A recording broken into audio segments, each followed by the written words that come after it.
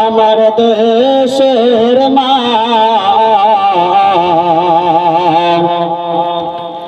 और मायर में तो तो आपन के होनाय सुभानाल्लाह बोला सुभानाल्लाह सुभानाल्लाह ओ আমার দেশের মা और मायर में तो आपन के होनाय ওই আমার মা পোশাক কালে মা কত না কষ্ট করে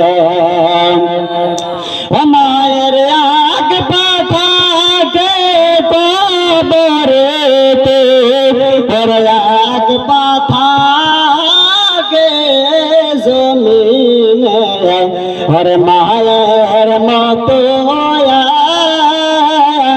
तो आपन के होना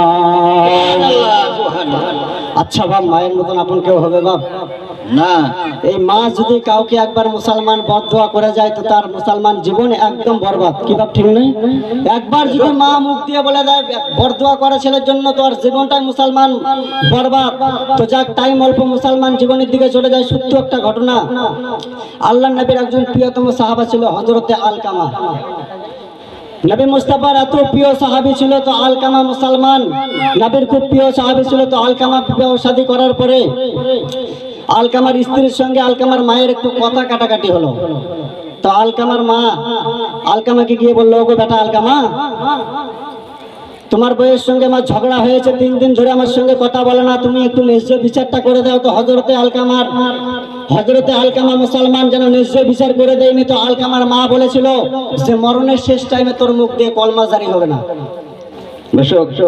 মরণের শেষ টাইমে তোর মুখ দিয়ে কলমা জারি হবে না মুসলমান বদদোয়াটা করলো কে মা মায়ে মুসলমান দেখেন হায়রে মুসলমান হযরতে আলকামা এত অসুস্থ বিছানার মধ্যে বাবাজি যেন পড়ে গেল চারজন সাহাবা নবী মুস্তাফার দরবারে আসলো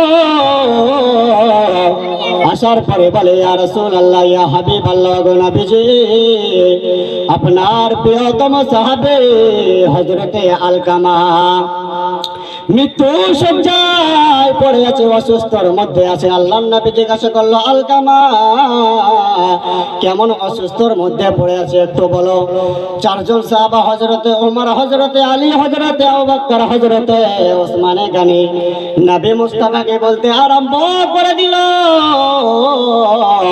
ইয়া রাসূলুল্লাহ ইয়া হাবিবাল্লাহ গো নবীজি হযরতে আলকামা এমন অসুস্থর মধ্যে পড়ে গিয়েছে হয়তো হযরতে আলকামা আর বাঁচবে না হযরতে আলকামা এমন অসুস্থ যে হয়তো হযরতে আলকামা আর বাঁচবে না তো নবী মুস্তাফা চারজন সাহাবাকে বলল গো আমার সাহাবারা তোমরা চলে যাও যাওয়ার পরে হযরতে আলকামাকে তোমরা কলমা পড়িয়ে দাও তো চারজন সাহাবা মুসলমান গেল যাওয়ার পরে হযরতে আলকামাকে কলমা পড়ায় লা ইলাহা ইল্লাল্লাহ মুহাম্মাদুর রাসূলুল্লাহ হযরতে আলকামার মুখ দিয়ে যেন মুসলমান কলমা জারি হয় না চারজন সাহাবা নবী মুস্তাফার দরবারে আসলো আসার পরে বলে ইয়া রাসূলুল্লাহ ইয়া হাবিবাল্লাহ গো নবীজি হযরতে আলকামার মুখ দিয়ে যেন কলমা জারি হয় না আমার নবী মুস্তাফা সাহাবাগণদেরকে বলল গো আমার সাহাবারা তোমরা এক কাজ করো গোটা গ্রামবাসীকে খবর দাও নবী মুস্তাফা সকলকে যেন ডেকেছে আচ্ছা বাবা বলেন নবী যদি ডাকে তো কেউ কি বাড়িতে থাকবে এরকম লোক আছে না একটু আওয়াজ দেবেন ঠান্ডার সময় বুঝতে পারছি এদিকে ঠান্ডা কম আমি জলপাইগুড়িতে থাকি ওইদিকে ঠান্ডা রাত্রের বেলা এখন চোখের নিচেতে আমাদেরকে কয়লা জ্বালাতে হয় এখনো ঠান্ডা পড়েনি তারপরে কয়লা জ্বালাতে হয় তো মুসলমান এই জায়গাতে আমরা বাপ এসে বসেছি এই জায়গাতে যতক্ষণ বসে থাকবো দেখেন গায়ে পাঞ্জাবি মাথায় টুপি দিয়ে এসে বাপ বসেছি। কালকে কার পাঞ্জাবি কার টুপি কোথায় যাবে বাপ ঠিক নাই, আছে বাপ? কালকে যদি এই জায়গাতে এসে সারা রাত বসে থাকেন এতগুলো লোক দেখতে পাবেন না। এই জায়গাতে এসে বসেছি তো বাপ আমার আপনার গুনাহ হবে না নেকি হবে? নেকি হবে, নেকি হবে মুসলমান। নেকির উদ্দেশ্যে আমরা এসে বসেছি বাপ। দেখেন একটু আলোচনা শুনে না মুসলমান, বর্তমান সমাজে মাকে দেখিনেওয়ালা বাচ্চা খুব কমই আছে। দেখেন হযরতে আলকামার মুখ দিয়ে যেন মুসলমান কলমা জারি হয় না। হায়রে বেরাদার, নবী মুস্তাফা জন্মি বলল গোটা গ্রামবাসীকে ডাক দাও। গোটা গ্রামবাসী এক জায়গার মধ্যে এসে জমা হয়ে গেল নবী মুস্তাফার ভালোবাসায়। আমার নবী মুস্তাফা বলতে আরম্ভ করে দিল, ও গ্রামবাসীরা তোমরা শোনো শোনো শোনো, হযরতে আলকামা যেন অসুস্থের কারণে বিছানার মধ্যে পড়ে আছে। কখন আলকামা মারা যাবে বলা যায় না। যদি তোমাদের মাঝে আলকামা যদি কোনো ভুল করে থাকে তাহলে তোমরা মাফ করে দাও। গ্রামবাসী বলতে আরম্ভ করে দিল, ইয়া রাসূলুল্লাহ, ইয়া হাবিবাল্লাহ, ওগো নবীজি আমরা সবাই মাফ করে দিলাম। তারপরেও আলকামাকে কলমা পড়ানো হয়। আলকামার মুখ দিয়ে যেন মুসলমান কলমা জারি হয় না। এই বিরাদার দেখেন ওই সময়তে একজন সাহাবী নবী মুস্তাফাকে বলতে আরম্ভ করে দিল, ইয়া রাসূলুল্লাহ, ইয়া হাবিবাল্লাহ, এখনো হযরতে আলকামার মা জিন্দা আছে। হযরতে আলকামার মাকে একটুখানি যদি আপনি জিজ্ঞাসা করতেন তাহলে খুব ভালো হতো। আলকামার মায়ের কথা জন্মে মুসলমান বলেছে, বলা মাত্র আলকামার মা ওই জায়গাতে এসে হাজিরি দিয়েছে। দেওয়ার পরে আমার নবী মুস্তাফা বলে, ও আলকামার মা, আলকামা যদি তোমার কাছে কোনো ভুল করে থাকে তাহলে আলকামাকে মাফ করে দাও। আলকামার মা বলতে আরম্ভ করে দিল, গো নবীজি আপনি গোটা বিশ্বের কথা বলেন আমি মাফ করতে রাজি, কিন্তু আলকামাকে মাফ করতে রাজি নয়। কে বললো বাপ কথাটা? কথাটা কে বললো যে আমি আলকামাকে মাফ করতে রাজি নই? আর মা বললো যে আমি আলকামাকে মাফ করতে রাজি নাই। দেখেন মুসলমান, হাইরে মা বাবা যদি মুসলমান যদি ছেলের জন্য দোয়া করে দেয় তো মুসলমান গোটা দুনিয়ার লোক মুসলমান তাকে আটকিবে না। কারণ আমার আল্লাহ যদি চাই তো মুসলমান উপরে উঠতে পারে। আমার মা বাবার দোয়া মুসলমান আমার সাথে আছে। আজকে আপনাদের হাদিসের মধ্যে বলেছে যে হুমা জান্নাতুকা ওয়া নারুকা, হুমা জান্নাতুকা ওয়া নারুকা, তোমার মা বাবা তোমার জন্য জান্নাত, তোমার মা বাবা তোমার জন্য জাহান্নাম। তো কেমন করে মুসলমান দেখেন আমার মা বাবা আমার জন্য জান্নাত কেমন করে হবে? আজকে যে জায়গাতে আমি এসে বসেছি তো আমার মা বাবার দোয়া মুসলমান, তাই না বাপ? অনেক আলেম আছে মুসলমান যারা এত ইলিম আমার থেকে ইলিম বেশি, কিন্তু মুসলমান মাইকে 10 মিনিট বলতে পারে না। কিন্তু আমার মা বাবার দোয়া আমার সাথে মুসলমান, আপনাদের দোয়া আমার সাথে, গ্রামবাসীর দোয়া আমার সাথে। তো আশা করা যায় আপনাদের দোয়াতে আজকে আমি অনেক প্রোগ্রাম আপনাদের দোয়াতে আমি করে বেড়াচ্ছি। আপনারা এইভাবে একটু দোয়া করবেন মুসলমান, কারণ মা যদি বদ দোয়া করতো কোনোদিন এরকম হতে পারতাম না। হায়রে মুসলমান, আলকামার মা বলতে আরম্ভ করে দিল, ইয়া রাসূলুল্লাহ, ইয়া হাবিবাল্লাহ, আমি আলকামাকে মাফ করতে রাজি নই। এই মুসলমান, ওই সময়তে নবী মুস্তাফা বলতে আরম্ভ করে দিল, কি জন্য তুমি আলকামাকে মাফ করবে না? একটু আমাকে যদি ঘটনাটা বলতে তাহলে আমি বড়ই খুশি হতাম। ওই আলকামার মা নবী মুস্তাফাকে বলে, ইয়া রাসূলুল্লাহ, ইয়া হাবিবাল্লাহ, ওগো নবীজি আলকামার বউয়ের সঙ্গে আমার কথা কাটাকাটি হয়েছিল। তার স্ত্রী আমার সঙ্গে 3 দিন কথা বলেনি। আমি আলকামাকে বলেছিলাম, ও আলকামা তুমি একটু নিজে বিচারটা করে দাও, কিন্তু আলকামা বিচার করে দেয়নি। ওই জন্য আমি মা বদদোয়া করেছিলাম আলকামা যখন মরণ হবে আলকামার মুখ দিয়ে কলমা জারি হবে না। আমার নবী মুস্তাফা বলে, ও আম্মা জান আলকামাকে মাফ করে দাও। বললো এটা কোনোতেও সম্ভব নয়, আমি আলকামাকে মাফ করতে রাজি নয়। ওই সময়তে আমার নবী মুস্তাফা মুসলমান কি বললো দেখেন, হযরতে আবু বকর 4 জন সাহাবাকে বললো, গো সাহাবারা তোমরা একটা জায়গার মধ্যে লাকড়ি জমা করো, জমা করার পরে আগুন জ্বালিয়ে দাও, আর আলকামাকে তোমরা আগুনে ফেলিয়ে দাও। কারণ আলকামা যদি কলমা না পড়ে মারা যায় আলকামা তাহলে জাহান্নামী হবে, ওই জন্য তোমরা আলকামাকে পুড়িয়ে দাও। আইরে মুসলমান এক জামাতে এক জায়গাতে মুসলমান কিছু খড়ি জমা করলো, জমা করার পরে আগুন জ্বালিয়ে দিল। আমার নবী মুস্তাফা বললো তোমরা আলকামাকে ধরো, ধরার পরে আগুনের মধ্যে ফেলিয়ে দাও। আচ্ছা বাবা বলেন, মায়ের সামনে যদি সন্তানকে জ্বালিয়ে দেয়, মা কি কোনোদিন বাপ সহ্য করতে পারবে? না, পারবে না। একটু আওয়াজ দেবেন, সহ্য করতে পারবে? না, পারবে না। মায়ের মতো সারা জগতে খুঁজলে কাউকে পাবেন না। কারণ বন্ধু বান্ধব যতদিন টাকা আছে মুসলমান, যতদিন আপনার দানা আপনার খাবার আছে, ততদিন কাউ আসবে, খাওয়ার শেষ হয়ে গেলে আর কাউ আসবে না। আর মা যতই ভুল করেন, ভুল করার পরেও মা যদি গালি দেয়, গালি দেওয়ার পরে রাগ করে বাড়ি থেকে বেরিয়ে গেলেন, তারপরেও বাড়িতে এসে মায়ের মুখটা দেখলে মুসলমান মনটা শান্তি পায়, পায় না বাপ? মায়ের মনটা শান্তি পায়। তো মা বলছে যে আলকামাকে আগুনের মধ্যে ফেলি। আলকামাকে যখন আমার নবী মুস্তাফা বললো যে আগুনের মধ্যে ফেলিয়ে দাও, ওই সময়তে আলকামার মা বলতে আরম্ভ করে দিল, ইয়া রাসূলুল্লাহ, ইয়া হাবিবাল্লাহ, নবীজি আমি আল্লাহর রাহে আলকামাকে ক্ষমা করে দিলাম। জোরে হবে, আলকামাকে আমি ক্ষমা করে দিলাম। যেমনি মুসলমান ক্ষমা করে দিল, কলমা পড়া মাত্র আলকামার মুখ দিয়ে কলমা জারি হলো। কলমা পড়ে আলকামা জানে ইন্তেকাল করলো। কলমা পড়ার পরে আলকামা জানে ইন্তেকাল করলো মুসলমান। আর বর্তমান সমাজে আগেকার মুসলমান বয়স্করা একটা বলতো, সবসময় একটা কথা বলতো, সবসময় বলতো, একটা পুতুর দে রে আল্লাহ, একটা পুতুর দে, কামাই খাবার আশা নাই, মুখ মাটি দেবে কে। সবসময় এইভাবে মুসলমান আগেকার বয়স্করা বলতো। আর এখনকার মুসলমান বয়স্করা কি বলে জানেন? একটা পুতুর দে রে আল্লাহ, একটা পুতুর দে, কামাই খাবার আশা নাই, মুখ ধাকুড়ি মারবে কে। ঠিক নয় বাপ? সুবহানাল্লাহ। মানে মুখ ধাক্কা মারবে কে, এরকম বলেছে। হায় রে মুসলমান, মায়ের দোয়া মুসলমান মা যদি দোয়া করে দেয়, আরে মা বাবা তোর যদি সঠিক দোয়া দেয়, সব জায়গাতে হবি সুফল হবে রে তোর জিয়ায়। সুবহানাল্লাহ, সুবহানাল্লাহ। মায়ের দোয়া মুসলমান। হায় রে একবার দরুদ শরীফ পড়ুন, আল্লাহুম্মা সাল্লি আলা সাইয়্যিদিনা মাওলানা ওয়ালা আলি সাইয়্যিদিনা ওয়ালা আলি সাইয়্যিদিনা মাওলানা মুহাম্মদ। ওরে মায়ের কান্দন সাবতে সে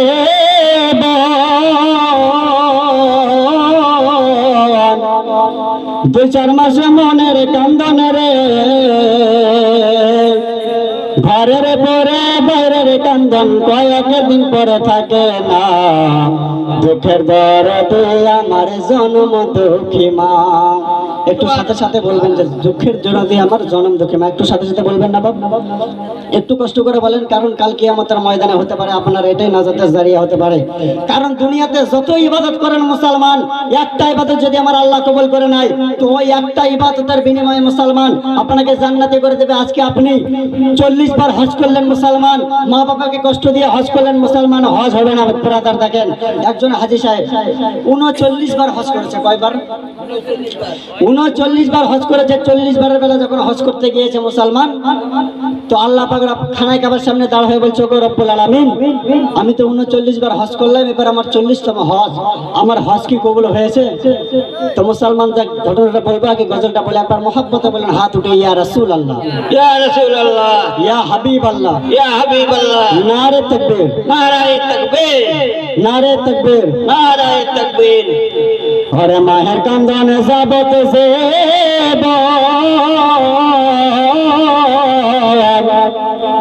আরে 2-4 মাস পরের কান্দন রে, আরে ঘরের পরে বাইরের কান্দন কয়েকদিন পরে থাকে না। দুঃখ দরদ আমার জন্ম দুঃখী মা, দুঃখ দরদ আমার জন্ম দুঃখী মা। হরে মাহের কান্দন যাবে দেব, এই 4 মাসে মনের কান্দন রে, ঘরের পরে বাইরের কান্দন কয়েক দিন পরে থাকে না। দুঃখে দরাদে আমার জন্ম দুঃখী মা, ওরে 10 মাসে 10 দিন মায়ে গর্ভে দিলেন ঠাই। রক্ত মাংস খাই মায়ের ভাবে আইলাম ভাই, ওরে ভূমিষ্ঠ হইয়া আমি উঠিলাম কান্দিয়া। আর শান্ত করিলে মায়ের বুকের দুধ দিয়া, ওরে ভূমিষ্ঠ হইয়া আমি উঠিলাম কান্দিয়া। শান্ত করিলে মায়ের বুকের দুধ দিয়া। আরে অধম জামালে ভেবে বলে জান্নাতে মায়ের চরণ তলে গো। আরে দেখো বহানে হাদিস খুলে করেছে নবী ঘোষণা, দুঃখ দরাদে আমার জন্ম দুঃখ মা। আর না হলে এরকম বলবেন, ওরা নিজের মায়ে কুটিনি পড়ে শাশুড়ি হয় আম্মা জান, বাপ হলো হারাম জাদা শ্বশুর মশাই আব্বা জান। না হলে এরকম বলবেন, হবে না? বর্তমান সমাজে শ্বশুর শাশুড়ি পেয়ে মা বাবাকে দেখে না। হাইরে শ্বশুর আসছে মুসলমান, 3টা 4টা পোল্ট্রি নিয়ে আসলো, আর বাবা মা মুসলমান একটা ঘর করে দিয়েছে তিরপলের ওইখানে মর। তোরা জন্ম দিয়েছিস তোদের কর্তব্য শেষ হয় না বাপ, জন্ম দিয়েছিস তোদের কর্তব্য শেষ। ওই জন্য মুসলমান বলছি একটু রাগ করবেন না বাপ। ওরে নিজের মায়ে কুটিনি বুড়ি শাশুড়ি হয় আম্মা জান, বাপ হলো হারাম জাদা শ্বশুর মশাই আব্বা জান। আরে একবারে তুই মইরা দেখ পাবি জাহান্নাম, মা বাপের মতো নাই আর অমূল্য ধন। সুবহানাল্লাহ বলেন। সুবহানাল্লাহ সুবহানাল্লাহ। হাইরে মুসলমান স্বামী স্ত্রীর ভালোবাসা। রাত্রিবেলা মুসলমান স্ত্রীর কামে এমন একটা মন্ত্র দিয়ে দিল, কি যে বললো মুসলমান, এখন আমার বিয়ে হয়নি আমি বলতে পারছি না, কি যে মন্ত্র দিল স্ত্রী। পরের দিন মাকে আর দেখতেই পাই না।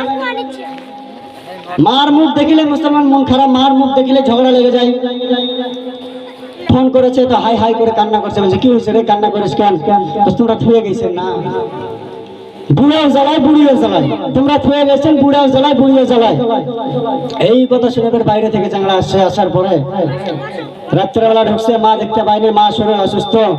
পরের দিন সকালবেলা উঠে চাংড়া বাজারে যাবে, তো এবার বলছে হাবাটা যাস কোথায়? কেন বাকি হলি?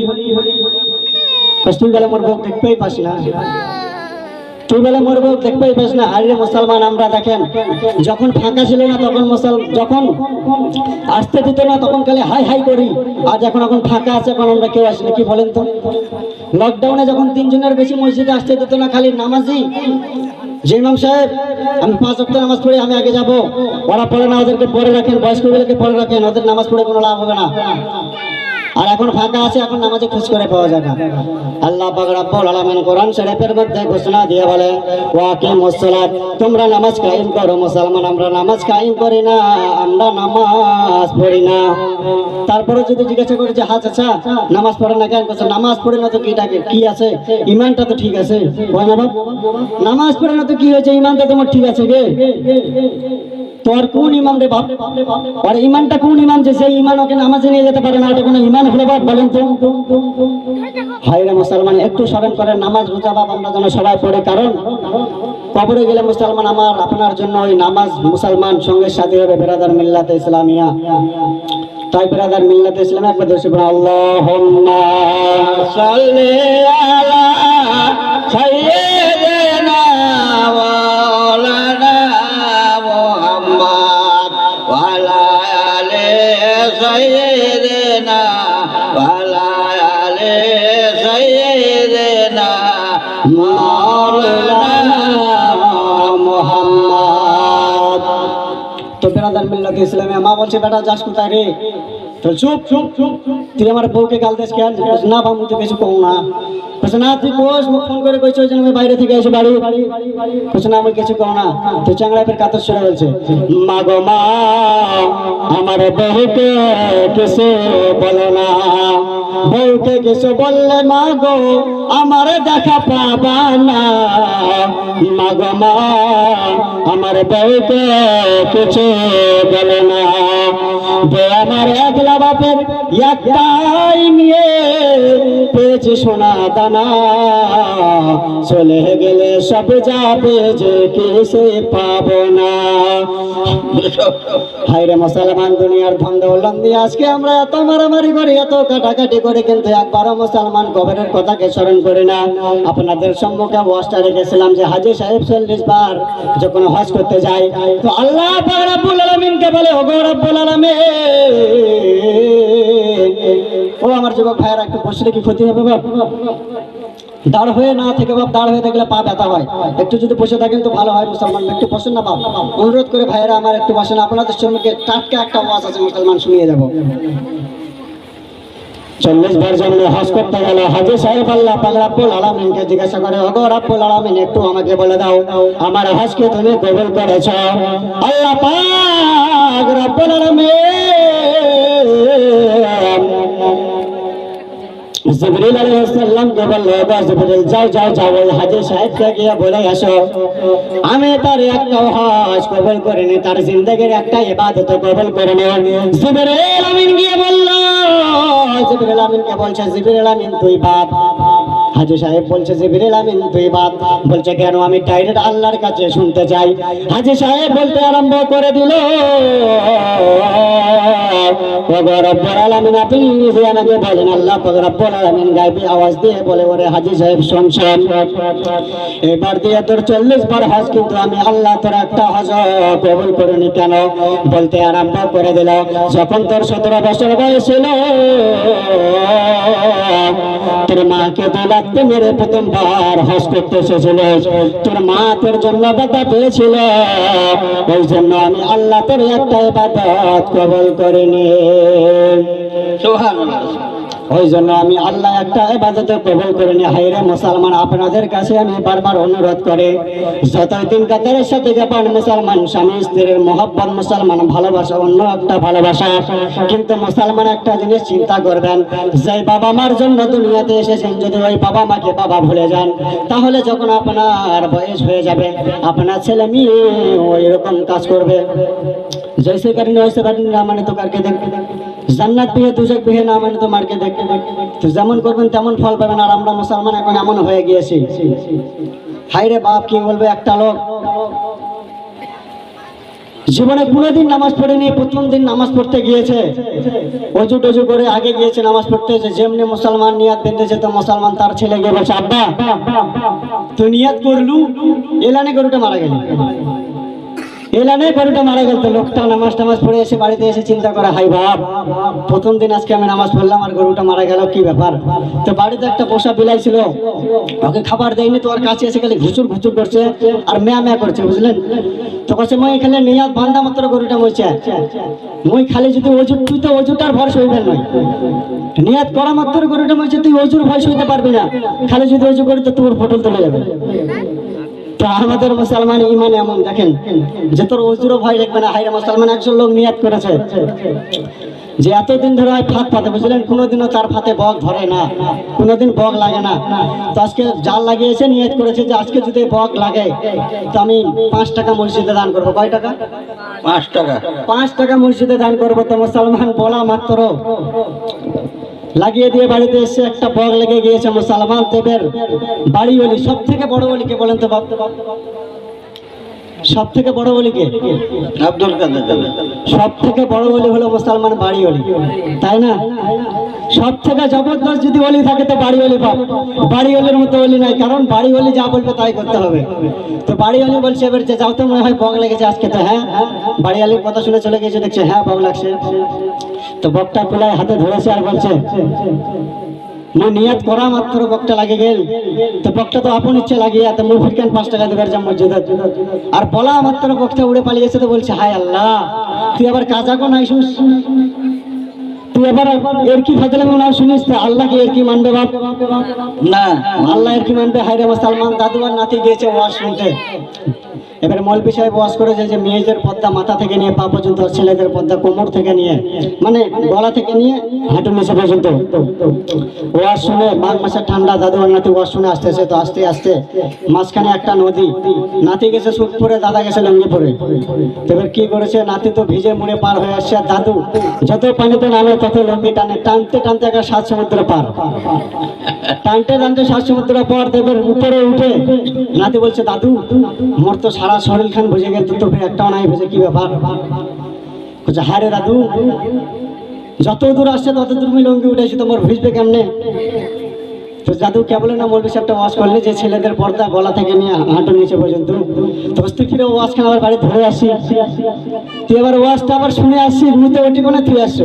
তো বাপ এইরকম মুসলমান ওয়াজ শুনলে হবে না বাপ, আপনাদেরকে মুসলমান ওয়াজ তো প্রতিদিন শুনেন, আজকে একটু ওয়াজ বাপ, আজকে একটু মায়ের সম্পর্কে একবার দর্শক আল্লাহুম্মা সাল্লি আলা সাইয়্যিদিনা মাওলানা মুহাম্মদ ওয়া আলা আলিহি সাইয়্যিদিনা ওয়ালা আলি সাইয়্যিদিনা মাওলানা মুহাম্মদ। ওরে কলিকাল এ কেমন কলিকাল, মোবাইল ছাড়া কারো চলে না তো দিনকাল। জোরে বলুন সুবহানাল্লাহ। কলিকাল এ কেমন কলিকাল, মোবাইল ছাড়া কারো চলে না তো দিনকাল। জীবন সাথী আজ নেটে আর মোবাইলে, নামাজ রোজার কেউ করে না খেয়াল। কলিকাল এ কেমন কলিকাল, মোবাইল ছাড়া কারো চলে না তো দিনকাল। কেউ দেখে ভিডিও, কেউ টিকটক, কেউ বা পাবজি খেলে করে বক। মোবাইল এসে দেশে হয়েছে হাল, ছোট ছোট মেয়েরা হয়েছে বেতাল। কলিকাল। ও আমার মা বোনেরা একটু শুনেন রে মা, বর্তমান সমাজে দেখবেন যে বাজারঘাটে স্টেজ আছেন। বর্তমান সমাজে দেখেন যে মুসলমানের মেয়ে বাজারে গিয়ে এমন ভাবে ঘোরাঘুরি করে যে বোঝাই যায় না যে মুসলমানের মেয়ে না হিন্দুর মেয়ে। বাপ বলেন, বুঝাই যায় না যে মুসলমান হিন্দুর মেয়ে না মসজিদের মেয়ে, মুসলমানের মেয়ে। মুসলমান বেতের মধ্যে মুসলমান একটা বলেছে, ওম নমঃ বেড়া পার, মন্দিরের দরওয়াজার মধ্যে লেখা থাকে ওকর চন্দ্রবিন্দ, ওম মসজিদের দরওয়াজার মধ্যে লেখা থাকে আল্লাহুম্মা সাল্লি আলা রাহমাতিকা। হায়রে মুসলমান, আমরা সবাই এর মানে জানি, মসজিদের দরওয়াজার মধ্যে লেখা থাকে আল্লাহুম্মা সাল্লি আলা রাহমাতিকা, আর মন্দিরের দরওয়াজার মধ্যে লেখা থাকে ওকর চন্দ্রবিন্দু। এর মানে আমরা সবাই জানি, আল্লাহ তুমি আমার জন্য রহমতের দুয়ারকে খুলে দাও, আল্লাহ তুমি আমার জন্য রহমতের দরওয়াজাকে খুলে দাও। কিন্তু মুসলমান দুটা কোথায়, কিন্তু কাজের সময় বাবা মিল খায় না। দুটাই কথায় এক, কিন্তু কাজের সময় মিল খায় না মুসলমান। যাক কথাটা বলবে তো কবি কি বলেছেন, কলিকাল এ কেমন কলিকাল, মোবাইল ছাড়া কারো চলে না তো দিনকাল। জীবন সাথী আজ নেটে আর মোবাইলে, নামাজে রোজার কেউ করে না খেয়াল। কলিকাল। কেউ দেখে ভিডিও, কেউ টিকটক, কেউ বা পাবজি খেলে করে বক। মোবাইল এসে দেশে হয়েছে হাল, ছোট ছোট মেয়েরা হয়েছে বেতাল। কলিকাল। ওরে কলিকাল এ কেমন কলিকাল, মোবাইল ছাড়া কারো চলে না তো দিনকাল। ভাবিদের হাতে দেখো বড় বড় ফোন, স্বামীর সংসারে এদের নাই কোনো মন। ভাবিদের হাতে দেখো বড় বড় ফোন, স্বামীর সংসারে এদের নাই কোনো মন। মোবাইল এসে দেশে হয়েছে হাল, কি করে করবে তারা স্বামীর সংসার। কলিকাল এ কেমন কলিকাল, মোবাইল ছাড়া কারো চলে না তো দিনকাল। আল্লাহুম্মা সাল্লি আলা সাইয়্যিদিনা মাওলানা মুহাম্মদ ওয়া আলা আলি সাইয়্যিদিনা ওয়া আলা আলি সাইয়্যিদিনা মাওলানা মুহাম্মদ। আমরা সুন্নি মুসলমান আমরা সুন্নি মুসলমান জোরে বলুন সুবহানাল্লাহ সুবহানাল্লাহ একটু সাথে সাথে বলবেন সুন্নি মুসলমান তাহলে মুসলমান আপনাদেরকে কতটা শুনতে ভালো লাগবে আমাদেরকেও বলতে ভালো লাগবে আমরা সুন্নি মুসলমান আমরা সুন্নি মুসলমান দয়ার নবে প্রেমের ছবে তিনি তোমাদের সাহারা তাছাড়া হর দম গাউসে আজম দিচ্ছেন মদের পাহারা মাথায় রেখেছেন হাত মাথায় রেখেছেন হাত মদের আখতর রেজা খান আমরা সুন্নি মুসলমান আমরা সুন্নি মুসলমান দয়ার নবে প্রেমের ছবে তিনি তোমাদের সাহারা তাছাড়া হর দম গাউসে আজম দিচ্ছেন মদের পাহারা মাথায় রেখেছেন হাত মাথায় রেখেছেন হাত মদের জামল রেজা খান আমরা সুন্নি মুসলমান আমরা সুন্নি মুসলমান কখন তোরি বলাগার এলা কখন তোরি আনাবে দরদ পড়ে আমরা করে মমতা যা ওরে দেওয়ার নবে প্রেমের ছবে তিনি তোমাদের সাহারা তাছাড়া হর দম গাউসে আজম দিচ্ছেন মদের পাহারা বাবাজি মুসলমান ভাইয়েরা একটুখানি আলোচনাটা টানি তার মধ্যে মুসলমান বক্তব্য বক্তার কিছুক্ষণের মধ্যে চলে আসবে কারণ আমার টাইম শেষের দিকে চলে আসলো আব্বা আমার সোনার মানিকেরা শোনো হায় রে মুসলমান আমার নবী মুস্তাফা একদিন হজরা খানার মধ্যে বসে আছেন একটা ছোট বাচ্চা আমার নবী মুস্তাফার দরবারে আসলো আসার পরে হাউমাউ করে কান্না করে আর বলে ইয়া রাসূলুল্লাহ ইয়া হাবিবাল্লাহ গো নবীজি আমার মদিনায় এক কোনায় বাড়ি আমার বাবা আজকে ইন্তেকাল করেছে আমার বাবাকে কে গোসল দিতে কাফন দিবেন এই ওয়াজটা আমি প্রায় সব জায়গাতে করি কোনো জায়গায় বাদ দেয় না কারণ মানুষকে একটু বোঝানোর জন্য আমি একটুখানি ওয়াজটা সব জায়গাতে কারণ